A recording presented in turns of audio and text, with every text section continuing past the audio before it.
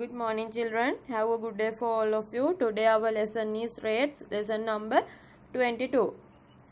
Rates කියන්නේ අපි සිංහලෙන් කියනවා නම් ශීඝ්‍රතාවය. Speed measured as distance travel per unit of time. ඒ කියන්නේ ඒකාකාර වේගයකින් චලනය වන වස්තුවක්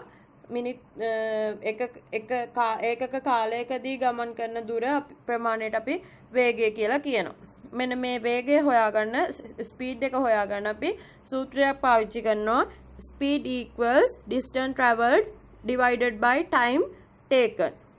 අපිට මොකක් හරි වස්තුවක distance එක හොයාගන්න ඕන නම් මේ සූත්‍රයේම distance එක උක්ත කරලා distance equals speed into time කියලා ගන්නවා. අපි example එකකින් බලමු මේ සූත්‍රය කොහොමද අපි යොදාගන්නේ කියලා. A car travel on road with uniform speed. Uniform speed එක තමයි එතකොට travel කරලා තියෙන්නේ. Travel 200 meters in 20 seconds. 200 meters ගිහිල්ලා තියෙනවා 20 seconds වලදී. Calculate the speeds. Speed එක calculate කරන්න තියෙන්නේ. අපි අර කලින් equation එක ගන්නවා. Speed equals distance traveled divided by time taken. Distance traveled 200 meters, time taken 20 seconds. එතකොට 200 meters 20 seconds වලින් divide කරාම answer එක එනවා අපිට 10 කියලා. අපි ඒකකයේ විදිහට තප්පරයට මීටර් ms ඍණ එක විදිහට ගන්නවා. එතකොට answer එක එන්නේ ඒ විදිහට. තව example එකක් බලමු අපි.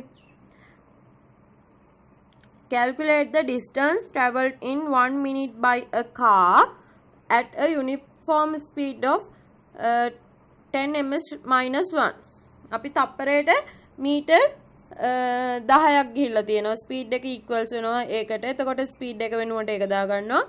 අපි ගියපු distance එක දන්නේ නැහැ. ඒ හින්දා එතනට x කියලා ගන්නවා. Time taken 60 seconds. තප්පරයට මීටර් තප්පරයට මීටර් 10 යන්න තප්පර 60ක් ගිහිල්ලා තියෙනවා. එහෙනම් අපි ටෝනි දැන් x හොයාගන්න. x equals වෙනවා 10 into 60. x equals 600 meters. ඒ කියන්නේ යා ගිහිල්ලා තියෙනවා මීටර් 600ක දුරක්.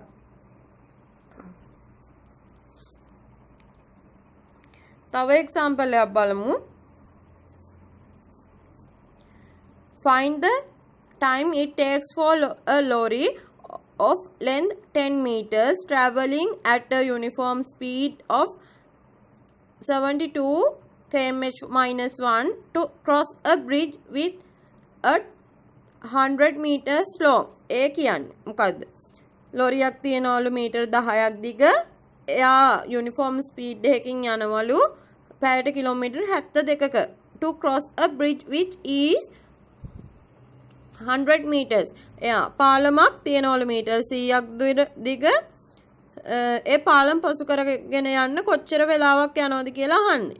එතකොට රූප සටහනකින් ඇන්දොත් ලෝරියක් තියෙනවා. ලෝරිය දිගයි මීටර් 10ක්. පාලමක් තියෙනවා. පාලම දිගයි මීටර් 100ක්. මෙන්න මේ මීටර් 10ක් දිග ලෝරියට මේ මීටර් 100ක් දිග පාලම පහු කරගෙන යන්න කොච්චර වෙලා යනවද කියලා. For 1 second. අපි මුලින්ම එක තප්පරයකට යන දුර ප්‍රමාණය හොයාගන්න ඕනි. එතකොට මේ දැන් කිලෝමීටර්ස් වලින් දුර ප්‍රමාණය දීලා තියෙන්නේ. ඒක මීටර්ස් කරගන්න අපි 100,000 වලින් මල්ටිප්ලයි කරලා දැන් hours වලින් දීලා තියෙන්නේ. එතකොට hour එකකට යන ප්‍රමාණයනේ. එතකොට අපිට මේක seconds වලට හරව ගන්න 16 to 60 multiply by 60. එතකොට තප්පරයකට ගිහිල්ලා තියෙනවා මෙයා 20 meters. දැන් අපි තප්පරයකට යන දුර දන්නවා. එතකොට දැන් හොයාගන්න ඕනේ total distance එක. මීටර් 100 විතරක් ගියොත් ලොරිය පාලම් පහු කරයිද? නැහැ. පාලම් පහු කරන්නේ නැහැ. එහෙනම් මෙතනට මීටර් 100ට ඇඩ් වෙන්න ඕනේ ලොරියේ දිග ප්‍රමාණයත්. එතකොට අපිට the total distance traveled in crossing the bridge. පාලම් පහු කරගෙන යන්න. එතකොට මේ 100 කියන්නේ bridge එකේ length එක මේ ලොරියේ length එක. එතකොට අපිට total 110 meters යන්න ඕනි. එහෙනම් අපි බලන්න ඕනි 110 meters යන්න කොච්චර වෙලාවක් යනවද ටයිම් එකක් ගන්නවද කියලා. ඊට පස්සේ 1 second distance travel by the one lorry in 1 second. 1 second එකකට 20 meters යනවත්. එහෙනම් අපි බලන්න ඕනි 110 meters යන්න කොච්චර වෙලාවක් යනවද කියලා. 1 second divide by 20 meters into 110 meters අපිට එනවා 5.5 second. ඒ කියන්නේ අපිට bridge එක cross කරන්න යනවා තප්පර 5යි 5.5. Distance time graph. Time graph. A graph can be used to illustrate the change in the distance traveled by a object in a motion with respect to time.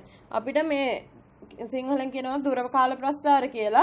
දුර කාල ප්‍රස්ථාරය යොදා ගන්න පුළුවන් චලනය වන වස්තුවක් කාලය අනුව දුර වෙනස් වීම නිරූපණය කරන්න මෙම ප්‍රස්ථාරය යොදා ගන්න පුළුවන්. X axis represented the time and y axis represent the distance traveled. X axis එකෙන් time එක represent කරනවා, y axis එකෙන් distance travel කරපු ප්‍රමාණය represent කරනවා. අපි example එකකින් බලමු කොහොමද මේක වෙන්නේ කියලා. A table prepared with the information collected by observing the motion of a train travel with the uniform speed is given below. uniform speed එකකින් යන train එකක තොරතුරු ටිකක් දීලා තියෙනවා. time එක දීලා තියෙනවා, distance එක දීලා තියෙනවා. දැන් මේක යොදාගෙන අපි ප්‍රස්ථාරයක් graph එකක් අඳින්න ඕනි. ඒ විදිහට අඳපු graph එක තමයි මේ තියෙන්නේ. එතකොට මේ පැත්තට මම අරන් තියෙනවා time එක, මේ පැත්තට අරන් තියෙනවා distance එක. එතකොට graph එක ඇඳහම මෙන්න මේ විදිහට අපිට එනවා. මෙන්න මේ graph එකේ මේ රේඛාවේ gradient එක calculate කරොත් gradient එක අපිට equals වෙනවා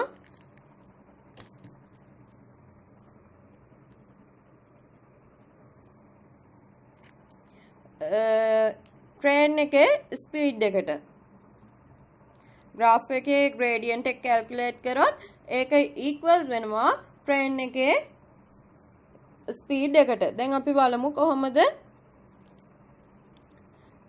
graph එකේ gradient එක calculate කරන්නේ. graph lesson එකේදී අපි gradient එක calculate කරන විදිය මම කියලා දුන්නා. රේඛාවට triangle එකක් ඇඳලා ඒ අදාළ තොරතුරු අරගෙන gradient එක calculate කරන විදිය. එතකොට මෙන්න මේ විදිහට මම ගත්තේ distance එක 500 and 300.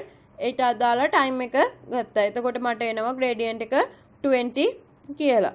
එතකොට දැන් ඕගොල්ලෝ ස්පීඩ් ඉක්වේෂන් එකට දාලා මේ ට්‍රේන් එකේ ස්පීඩ් එක හොයුවොත් ඒ ස්පීඩ් එකත් මේ ග්‍රේඩියන්ට් එකට ඉක්වල් වෙනවා නම් ඕගොල්ලෝ ස්පීඩ් එක හොයලා තියෙනවා හරි කියලා දැනගන්න පුළුවන්. Volume and time. If we collect the water that flows out from a tap during the period of 1 second each, and if by measuring we discover that the volume of water that flows out during each second is constant, then we say that the water flows out at a uniform rate. අර වාහනයක වගේමයි අපිට කියන්න පුළුවන් ජල කරාමයකින් ඒක කාලයක් තුල ගලන ජල පරිමාව සෑම විටම සමාන නම් එවිට ජලය ඒකාකාර ශීඝ්‍රතාවයකින් යුතුව ගලා යනවා කියලා කියනවා. ඒක අපිට කැල්කියුලේට් කරන්න ඉක්වේෂන් එකක් යොදා ගන්න පුළුවන්. rate of change of volume equals change of volume divided by time. example එකකින් බලමු කොහොමද මේක වෙන්නේ කියලා. It takes 20 minutes for a tank of capacity 500 liters to be filled completely using a pipe through which water flows at a uniform rate. Capacity එක 500 fill වෙන්න 20 minutes යනවා. එතකොට අපිට අහන්නේ uniform rate එකකින් fill වෙනවා නම් කියපු යන time එක. අපිට අහන්නේ එක මිනිත්තුවකදී කොච්චරක් ලීටර්ස් ප්‍රමාණයක් පිරෙනවද කියලා. එතකොට අපි අර කලින් කියපු ඉක්වේෂන් එක ගන්නවා rate of change of volume equals change of volume divided by time. Change of volume 500 liters 20 minutes takes. අපිට එනවා එතකොට 1 minute එකකදී 25 liters fill වෙලා තියෙනවා. තව example එකක් බලමු. The length, breadth and height of a cuboid shaped water tank is 2 meters, and on an occasion when the tank was completely filled with water, it took 50 minutes for the tank to be emptied by a pipe. Find the rate. ටැංකියක් තියනවලු cuboid shape එකේ. එතකොට length, breadth and height එක 2 meters ලු. එතකොට අපිට මුලින්ම හොයාගන්න ඕනි volume එක tank එකේ. volume එක හොයන්න 2 meters volume එක හොයන්න අපිට length into breadth into height. එහෙනම් අපිට 2 meters into 2 meters into 2 meters. එතකොට ආන්සර් එක එනවා මේ විදිහට. අපි ඉගෙන ගන්න තියෙනවා ඝන මීටර් එකක් equals වෙනවා කියලා ලීටර් 1000කට. එහෙනම් අපිට මේ ටැංක් එකේ වොලියුම් එක එනවා 8000 liters කියලා. එහෙනම් අපිට දැන් හොයන්න කියන්නේ rate එක. එහෙනම් අපි අර කලින් ඉගෙන ගත්ත equation එකට දාලා rate of change of volume equals capacity of the tank divided by time. Capacity of the tank equals 8000 liters. Time එක අරගෙන තියෙනවා 50 minutes. එහෙනම් divided by 50 minutes. එහෙනම් 160 liters per unit. අපිට divide කරාම answer එක එනවා 160 කියලා. එහෙනම් 160 liter per unit එක මිනිත්තුවකදී liters 160ක් පිරෙනවා. මෙන්න මේ ටික තමයි මේ lesson එකේදී discuss කරන්න තියෙන්නේ.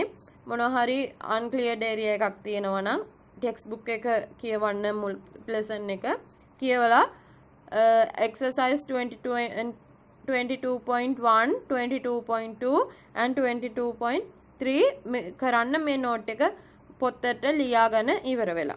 Thank you very much.